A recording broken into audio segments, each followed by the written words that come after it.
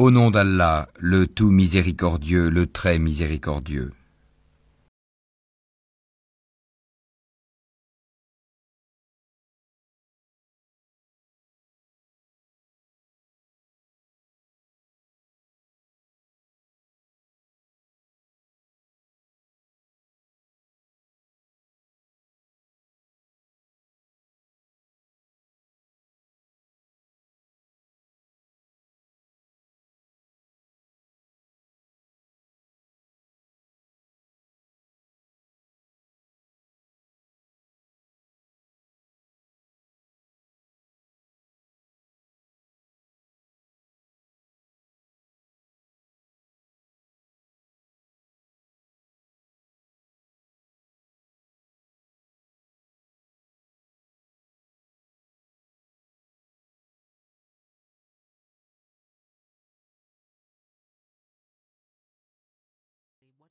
Et ton Seigneur a décrété, n'adorez que lui, et marquez de la bonté envers les pères et les mères.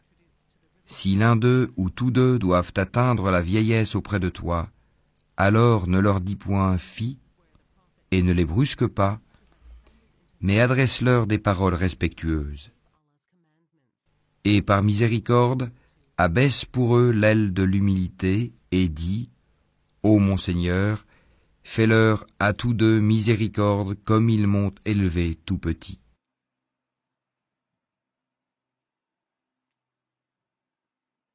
Nous avons commandé à l'homme la bienfaisance envers ses pères et mères. Sa mère l'a porté, subissant pour lui peine sur peine. Son sevrage a lieu à 2 ans. Sois reconnaissant envers moi, ainsi qu'envers tes parents. Vers moi est la destination. Et si tous deux te forcent à m'associer, ce dont tu n'as aucune connaissance, alors ne leur obéis pas. Mais reste avec eux ici-bas, de façon convenable, et suis le sentier de celui qui se tourne vers moi. Vers moi ensuite est votre retour, et alors je vous informerai de ce que vous faisiez.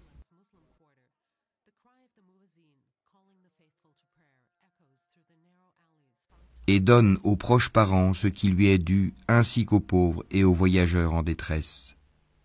Et ne gaspille pas indûment. Car les gaspilleurs sont les frères des diables, et le diable est très ingrat envers son Seigneur. Si tu t'écartes d'eux à la recherche d'une miséricorde de ton Seigneur, que tu espères, adresse-leur une parole bienveillante. Ne porte pas ta main enchaînée à ton cou par avarice, et ne l'étends pas non plus trop largement, sinon tu te trouveras blâmé et chagriné.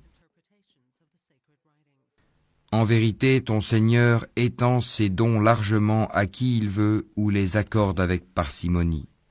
Il est sur ses serviteurs parfaitement connaisseur et clairvoyant. Et ne tuez pas vos enfants par crainte de pauvreté. C'est nous qui attribuons leur subsistance tout comme à vous. Les tuer, c'est vraiment un énorme péché. Et n'approchez point la fornication. En vérité, c'est une turpitude, et quel mauvais chemin.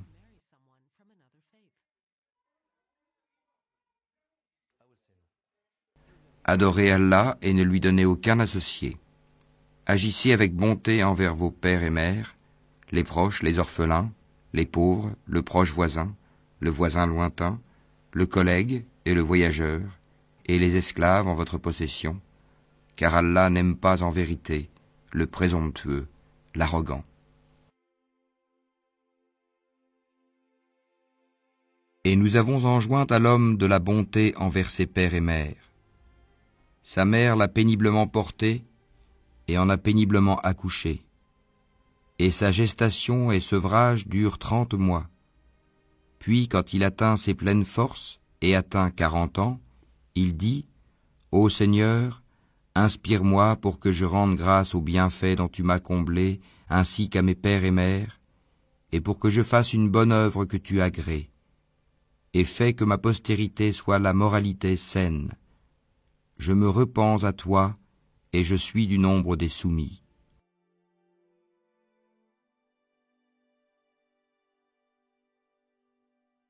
Ô homme, craignez votre Seigneur qui vous a créé d'un seul être, et a créé de celui-ci son épouse, et qui de ces deux-là a fait répandre sur la terre beaucoup d'hommes et de femmes. Craignez Allah au nom duquel vous vous implorez les uns les autres, et craignez de rompre les liens du sang. Certes, Allah vous observe parfaitement.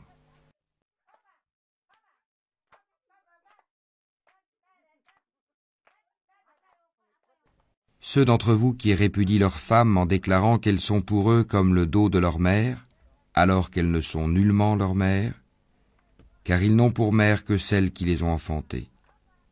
Ils prononcent certes une parole blâmable et mensongère. Allah cependant est indulgent et pardonneur.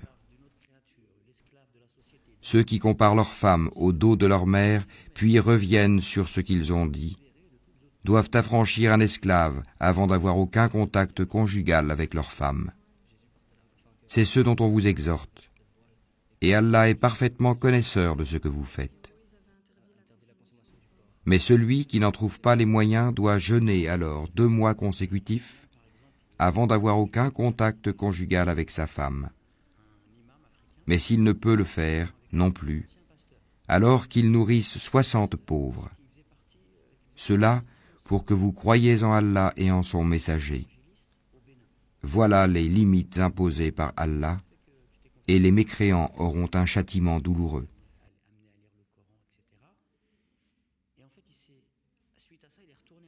Ô les croyants, il ne vous est pas licite d'hériter des femmes contre leur gré.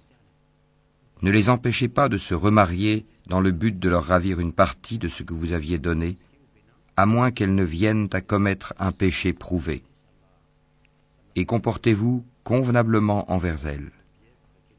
Si vous avez de l'aversion envers elles durant la vie commune, il se peut que vous ayez de l'aversion pour une chose où Allah a déposé un grand bien.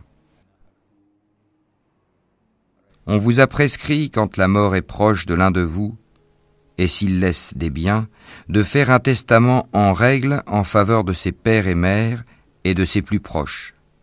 C'est un devoir pour les pieux.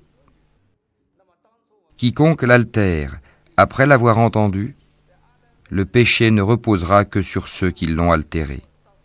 Certes, Allah est audient et omniscient. Et lorsque les proches parents, les orphelins, les nécessiteux assistent au partage, offrez-leur quelque chose de l'héritage et parlez-leur convenablement. Que la crainte saisisse ceux qui laisseraient après eux une descendance faible et qui seraient inquiets à leur sujet, qu'ils redoutent donc Allah et qu'ils prononcent des paroles justes.